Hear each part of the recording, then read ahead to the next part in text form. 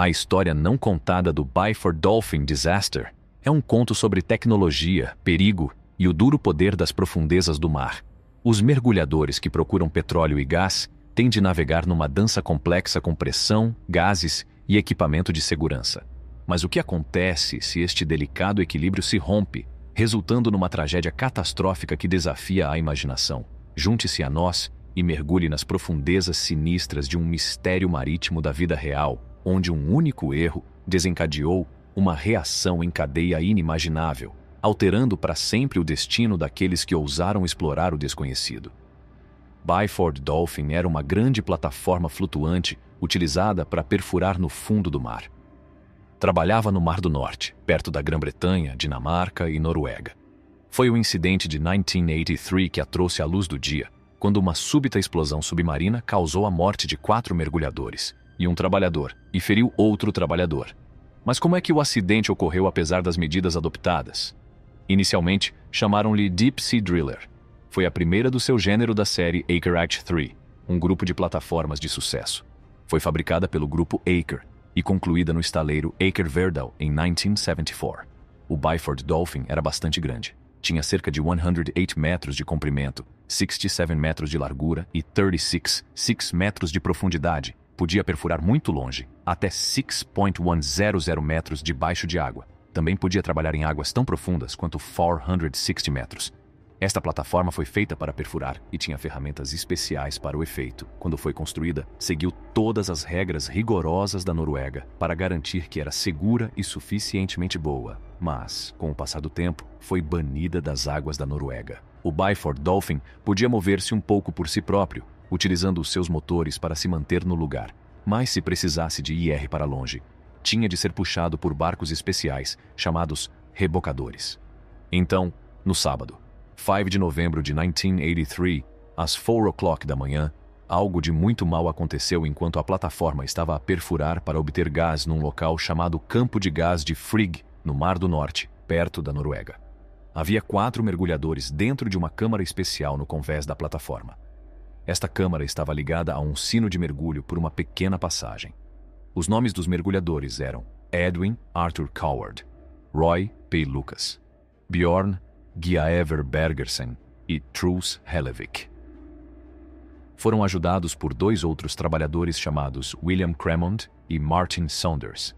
O que aconteceu foi o seguinte: os mergulhadores Edwin Arthur Coward e Roy P. Lucas estavam a descansar numa parte da câmara enquanto o sino de mergulho com Bergersen e Hellevik tinha acabado de ser puxado para cima depois de um mergulho. Bergersen e Hellevik deixaram o seu equipamento molhado numa passagem e entraram na câmara. Normalmente seguiam estes passos: fechar a porta do sino de mergulho que estava ligado à passagem. Aumentar um pouco a pressão no interior do sino de mergulho para fechar bem a porta. Fechar a porta da câmara onde se encontravam, que também estava ligada à passagem. Reduzir lentamente a pressão na passagem até ficar igual à do exterior. Abrir o grampo para desligar o sino de mergulho da passagem. Mas algo correu mal. Um dos trabalhadores, Cremont, abriu a braçadeira que selava a passagem demasiado cedo. Isto fez com que a pressão na câmara descesse subitamente de um nível elevado para um nível normal. Esta corrente de ar foi tão forte que encravou. Coward, Lucas e Bergersen foram afetados pela pressão da explosão e morreram, como mostra o diagrama. A investigação descobriu que Hellevik, que foi exposto à pressão mais forte, foi forçado a passar por uma pequena abertura enquanto tentava fechar uma porta. Esta abertura foi criada quando uma porta ficou presa. Devido ao ar e à pressão, o seu corpo ficou em pedaços e a maior parte dos seus órgãos foram empurrados para fora do corpo. Alguns desses órgãos foram encontrados longe do local onde ele estava. O grupo que investigou o acidente descobriu que um trabalhador cometeu um erro ao abrir um grampo.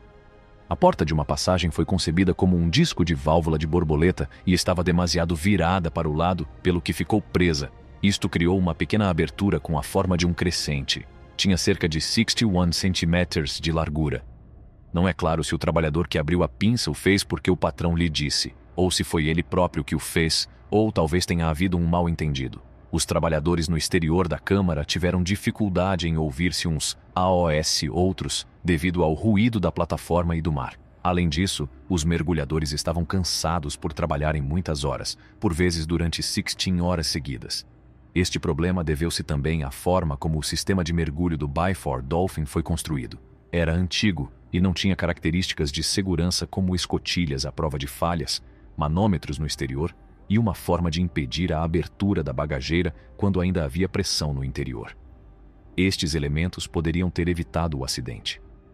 Antes do acidente, foi estabelecida uma regra por uma organização chamada Norske Veritas. Esta regra dizia que as ligações entre o sino de mergulho e as câmaras deviam ser concebidas de modo a não poderem ser utilizadas quando a passagem estivesse pressurizada. Isto significa que devem ter características de segurança para evitar erros. Mas o sistema do Byford Dolphin não tinha estas características de segurança. Após o acidente, esta regra foi oficializada para todos os sistemas de mergulho com sinos, e não apenas para o Byford Dolphin. Algumas pessoas que trabalhavam no Byford Dolphin e um sindicato chamado NOPF disseram que a investigação não contou a história toda. Disseram que a investigação não falou sobre o facto de um equipamento importante ter sido alterado de uma forma que não era segura. Este equipamento foi aprovado pela direção norueguesa do petróleo. Também disseram que o acidente aconteceu porque não tinham o equipamento correto, como braçadeiras que não podem ser abertas quando há pressão, manômetros no exterior e uma forma segura de comunicar.